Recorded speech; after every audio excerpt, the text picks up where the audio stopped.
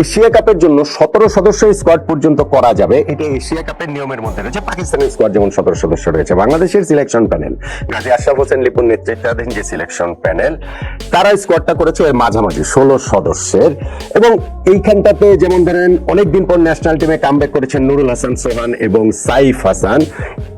আবার ধরেন এই টিমটাতে নেই মেহেদী হাসান মিরাজ, সৌম্য সরকারের মতো বিগ নেম। আমার কিছু প্রশ্ন আছে এবং সেই জায়গাগুলো আমি একটু ক্লিয়ার না যে বাংলাদেশের টিম ম্যানেজমেন্ট বা ধরেন এখানে সিলেকশন প্যানেল তো সিলেক্ট করে টিম, তাদের আসলে ভাবনার জায়গাটা কি, এবং এখানে কন্ট্রাডিক্টরি অনেকগুলো জায়গা রয়েছে। সব ক্ষেত্রে হয়তো একই স্ট্যান্ডার্ড মেনটেন করা হয়নি, একই ক্রাইটেরিয়া দিয়ে দলে নেয়া কিংবা বাদ দেওয়ার বিষয়টা বিবেচনা করা হয়েছে বলে আমার কাছে মনে হয় না। আমার আলোচনা শুনলেই সেই জিনিসটা আসলে বুঝতে পারবেন। সৌম্য সরকারকে রাখা হয়নি, সেই জায়গাটাতে সাইফ হাসানকে রাখা হয়েছে। ধরেন আমি আমার আলোচনাটা যদি ওই জায়গাটা থেকে শুরু করি, সৌম্য সরকারকে না রাখা হতেই পারে। বাংলাদেশের গত বেশ কয়েকটা সিরিজে কিন্তু গত ইউএর বিপক্ষে সিরিজ, পাকিস্তানের বিপক্ষে সিরিজ, এই দুইটা সিরিজে তিনি স্কোয়াডে ছিলেন শুরুতে, কিন্তু ইনজুরির কারণে খেলতে পারেননি। তারপর শ্রীলঙ্কাতে away series, Pakistan home series, সেই দুইটাতেও তিনি ছিলেন না।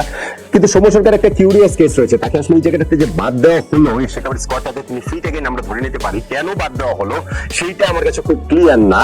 ধরেন তিনি গত দুইটা সিরিজে আমার কাছে ওটাতে একটা বিগ কোয়েশ্চেন মার্ক, বাংলাদেশের ডিউটি না করে তিনি রংপুর রাইডার্স এর হয়ে গ্লোবাল সুপার লিগ খেলছেন। এটা বাংলাদেশ ক্রিকেট বোর্ড কিভাবে অনুমোদন করলো, সিলেকশন প্যানেল কিভাবে অনুমোদন করলো, ওইটা আমি এখনো কোনোভাবেই এটা আমি আসলে স্পষ্ট হতে পারি না।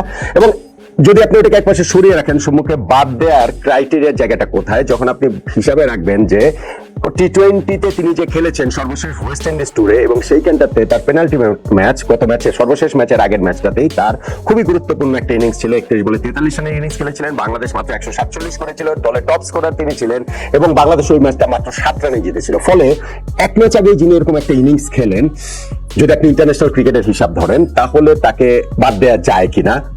আপনি যদি একেবারে হোয়াইট বল ক্রিকেটের কথা আলাদা করে ধরেন, তাহলে ওয়ানডে তো এক ম্যাচ আগেই তার ওয়েস্ট ইন্ডিজের বিপক্ষে 73 বলে 73 রানের একটা ইনিংস রয়েছে। আমি জানি সৌম্য সরকারকে অনেকবার নেওয়া হয়েছে, অনেকবার তিনি আমাদেরকে হতাশ করেছেন, ফলে তাকে দলে নিতেই হতো, আমি এটা স্ট্রংলি বলছি না। কিন্তু আমি বলছি যে একজন ক্রিকেটারের যখন এইরকম পারফরমেন্স ইন্টারন্যাশনাল ক্রিকেটে লাস্ট থাকবে এবং বাংলাদেশ টিমের যে অবস্থা, সেই ক্ষেত্রে তাকে বাদ দেওয়া যায় কিনা। এখন আপনি বাদ দিতে পারেন কি হিসাবে, যে না অন্যান্য টুর্নামেন্ট যেগুলো যে খেলছেন সেই জায়গাটাতে তার পারফরমেন্স সাম্প্রতিক, ইন্টারন্যাশনাল না হলো সাম্প্রতিক পারফরমেন্স ভালো না। যেমন গ্লোবাল টি-20 লিগে যে তিনি 5টা ম্যাচ খেলেছেন, সেখানে তিনি খুব ভালো করতে পারেননি, 3টা ম্যাচের মধ্যে সিঙ্গেল ডিজিটে তিনি আউট হয়েছেন। কিন্তু সেই ক্রাইটেরিয়া যদি বিবেচ্য হয়, তাহলে আপনি ধরেন নুরুল হাসান সোহানেরও তো সাম্প্রতিক অবস্থা ভালো না, বা সাইফ হাসানেরও তো সাম্প্রতিক অবস্থা ভালো না। সেই জায়গাটাতে আসলে কিভাবে সম্মুখে বাদ দেওয়া হলো, এইটা একটা কোয়েশ্চেনের জায়গাটা থাকতে পারে। সাইফ হাসানের কথা বলি, তিনি দলে এসেছেন 2021 সালের পর, 4 বছর পর। হ্যাঁ আমি জানি 2023 সালে তিনি এশিয়ান গেমসে 3টা ম্যাচ খেলেছেন, কিন্তু এশিয়ান গেমসের ওইটাকে ঠিক ইন্টারন্যাশনাল ম্যাচ বটে, কিন্তু ওইভাবে আসলে কাউন্ট আমি করতে চাই না, আমরা কেউ আসলে করতে চাই না। ফলে সাইফ হাসান 2021 সালে পাকিস্তানের বিপক্ষে যে 2টা টি-20 ম্যাচ খেলেছেন, এক ম্যাচে 1 করেছেন, এক ম্যাচে 0 করেছেন, তার প্রায় 4 বছর পর ন্যাশনাল টিমে ফুল ফ্লেজের তার কামব্যাক হলো, সেটা বলতে পারি আমরা।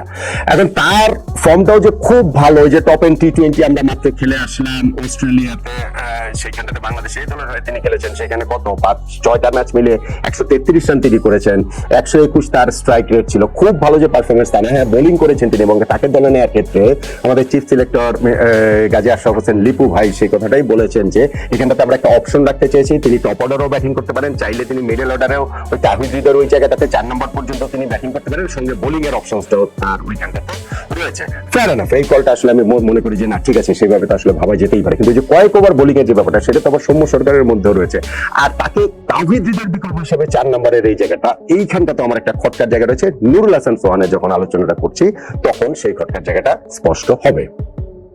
নুরুল হাসান সোহান এইবার ন্যাশনাল টিমে তার কামব্যাকটা প্রায় 3 বছর পরে, 2022 সালে টি-20 ওয়ার্ল্ড কাপে তিনি লাস্ট খেলেছেন। তারপর ডোমেস্টিকে বিভিন্ন সময় বাংলাদেশ এ দল, এইসব জায়গাতে তিনি খুব ভালো পারফর্ম করেছেন। কিন্তু যদি আপনি সাম্প্রতিক পারফরমেন্স হিসাব ধরেন, আপনি যদি টি-20 পারফরমেন্স হিসাব ধরেন, তার পারফরমেন্সটা আসলে খুব ভালো নয়। এই যে টপ এন্ড টি-20 যে আমরা খেলেছিলাম, সেখানে সোহান ক্যাপ্টেন্সি করেছেন, সেইখানটাতেও তার রান কিন্তু কত 115 রান করেছেন 6 ম্যাচে, এবং তার স্ট্রাইক রেটও মাত্র 113।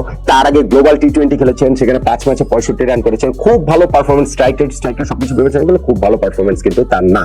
কিন্তু তারপর আমি মনে করি যে না ঠিক আছে, সোহানকে নেওয়া যেতেই পারে। কিন্তু চিফ সিলেক্টর যেটা বলেছেন যে জাকের আলী অনেকের বিকল্প হিসেবে তাকে নিচ্ছেন, এই জায়গাটা নিয়ে আমার আসলে প্রবল আপত্তির জায়গা রয়েছে। জাকের আলী অনেকের বিকল্প নুরুল হাসান সোহান।